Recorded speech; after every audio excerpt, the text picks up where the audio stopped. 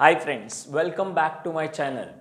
We have started with the vector and that vector we have studied parallelogram law of vector addition. हम लोग ने 3 case study किए थे last video में. आज हम लोग फोर्थ केस के बारे में स्टडी करेंगे. Before we start with the fourth case हम लोग ने फॉर्मूला पढ़ा है रिजल्टेंट का which is root of P square plus Q square plus 2pq cos theta और डायरेक्शन ढूंढने का फॉर्मूला है tan alpha which is q sin theta upon p plus q cos theta. Now ये start करने से पहले ये वैल्यूज लास्ट वीडियोस में मैंने बताई थी, ये वापस मैंने नोट डाउन कर ली है. अब इसकी ज़रूरत पड़ने वाली है. तो क्या ज़रूरत है फोर्थ केस की? This is a very important case for physics. Bar bar use होने वाला है. क्या यूज होने वाला है? तो पी बार और क्यू बार का वैल्यू दोनों सेम है magnitude wise. So we'll write magnitude of p bar and q bar are same and angle between this two vector is 120 degree. Now let us understand graphically. ये मेरा p bar है और ये मेरा q bar है. दोनों के बीच में एंगल है 120 डिग्री. दिस इज 120 डिग्री, 90 और थोड़ा सा ज़्यादा 120 डिग्री. अब इनका रिजल्टेंट चाहिए मुझे. तो मेरा रिजल्टेंट का फॉर्मूला जो है root of P square plus Q square plus 2pq cos 120 degree. मैंने थीटा के जगह पे 120 सब्स्टिट्यूट किया है. ओके, नाउ P और Q दोनों का मैग्नीट्यूड सेम है. So this formula become P square plus 2P square. अच्छा सर, ये कैसे आया? तो Q के जगह पे मैंने P लिख दिया, Q के जगह पे P लिखा तो that become P square. Cos 120 का वैल्यू कितना है? तो इट इज -हाफ. अब यहाँ पे cos 120 which is -half. Now ये 2 कैंसल हो सकते हैं. Root of P square plus P square और ये बना माइनस पी स्क्वायर. तो पी स्क्वायर कट हो गया. Root of P square and that become R equal to P. तो याद क्या रखना है जो बहुत ही इंपॉर्टेंट है, बार बार एम्फसाइज कर रहा हूँ, फिजिक्स में बहुत काम आने वाला है. क्या काम आने वाला है?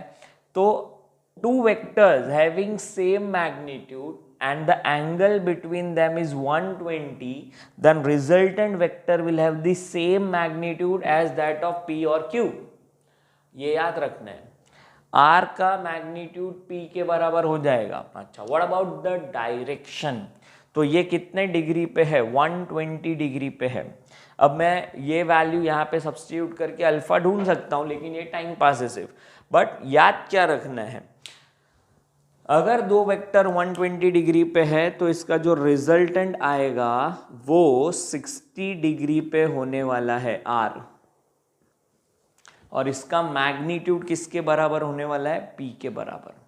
तो आपको ये केस को दिमाग में बिठा लेना है. कोई नींद में से भी उठाएगा ना, बोलेगा 120 डिग्री दो वेक्टर इक्वल, तो बोले रिजल्टेंट भी सेम. R वेक्टर का मैग्नीट्यूड P वेक्टर के बराबर होगा.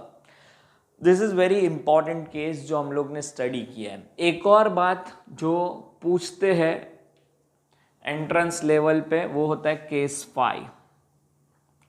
क्वेश्चन में दिया होगा resultant vector is perpendicular to one of the vector, let's say P bar, और resultant vector is perpendicular to Q bar. अब ये केस में आपको करना क्या होता है? तो अब अल्फा का वैल्यू उसने इनडायरेक्टली दिया है कि अल्फा का वैल्यू 90 डिग्री लेना है. So will write tan alpha which is q sin theta upon p plus q cos theta. ये वैल्यू है अपने पास. अल्फा का वैल्यू हम लोग को पता चला है 90 डिग्री है. अच्छा सर, Q के साथ थोड़ी 90 बनाएगा. हाँ, तो हम लेटर चेंज कर लेंगे ना. जब क्वेश्चन में बोलेंगे कि resultant vector is perpendicular to one of the vector, तो we can take P bar that vector. और दूसरे वाले को क्यू बार नाम दे देंगे। तो लेटर डज नॉट मैटर, अपना कॉन्सेप्ट क्या है, तो रिजल्टेंट वेक्टर किसी एक वेक्टर को परपेंडिकुलर होना चाहिए। सो अल्फा का वैल्यू 90 लिया, अल्फा का वैल्यू 90, tan अल्फा का वैल्यू क्या है, तो tan 90 का वैल्यू क्या है, तो tan 90 is infinite not defined. तो इनफाइनाइट अगर होता है तो कैलकुलेशन कैसे होता है, तो टर्म इन्फिनिटी कब बनेगा, फिलहाल मैं इन्फिनिटी और नॉट डिफाइन को सेम ही बोल रहा हूँ, बट ये दोनों अलग चीज़ होती है। अभी आपके स्कूल में कोई कोई स्कूल वाले नॉट डिफाइन बोलते, कोई कोई इनफाइनाइट बोल रहे, इसके लिए मैं ये दोनों सेम बोल रहा हूँ, बट दोनों में कुछ डिफरेंस है। आपको चाहिए कमेंट बॉक्स में कमेंट कर देना, I will explain you what is infinity and not define. ठीक है, अब जब टर्म इनफाइनाइट होगा तो आपका कॉन्सेप्ट क्या होना चाहिए, तो डिनोमिनेटर में जो टर्म है वो जीरो होना चाहिए। Anything divide by zero is not defined, या ये समझो एनी लेटर 1 ए लिख दिया मैंने, ए का वैल्यू 1 2 3 4 कुछ भी हो सकता है, डिवाइड में जीरो लिखा मतलब दिस इज इनफाइनाइट या not defined. We can not define this division, इसके लिए नॉट डिफाइन है ये। तो डिनोमिनेटर का वैल्यू सिंपली जीरो कर दो और ये वैल्यू याद रखनी है, p plus Q cos theta equal to 0। और थोड़ा सा इसको अगर मॉडिफिकेशन किया मैंने, p को दूसरे बाजू लेके गए तो q cos theta is equal to minus P, so cos theta is equal to minus P by Q. अगर ये याद रख सकते हो तो ये, बट बेसिक आइडिया ये याद रख लोगे तो ईजी होगा काम। तो यहाँ पे ये जो दोनों केस मैंने बताया ना, this two are very special case जहाँ पे न्यूमेरिकल में स्टूडेंट फंस जाते हैं। तो ये दोनों केस को आपको याद रखना है। आगे के 3 केस जो मैंने बताया दैट आर वेरी सिंपल, ये दोनों थोड़े से कॉम्प्लिकेटेड थे। पहला केस में याद क्या रखना है, तो P और Q का मैग्नीट्यूड सेम और दोनों के बीच में एंगल 120, तो रिजल्टेंट का मैग्नीट्यूड भी P जितना होगा। रिवर्स कॉन्वर्स, क्या कॉन्वर्स है, if resultant is equal to P और P और Q का मैग्नीट्यूड सेम तो दोनों के बीच में एंगल होगा 120 डिग्री। तो रिवर्स भी याद रखना है, R P और Q का मैग्नीट्यूड सेम तो P और Q के बीच में एंगल 120 डिग्री। दूसरे केस में resultant is perpendicular to one of the vector, वो वन ऑफ द वेक्टर को P ले लेंगे, अल्फा बिकम 90 डिग्री, डिनोमिनेटर को 0 कर देंगे, P plus Q cos theta equal to 0 और cos theta is minus P by Q.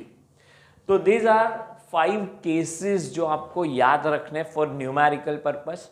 Next video में हम लोग कुछ न्यूमेरिकल सीखेंगे based on this parallelogram. For that stay tuned.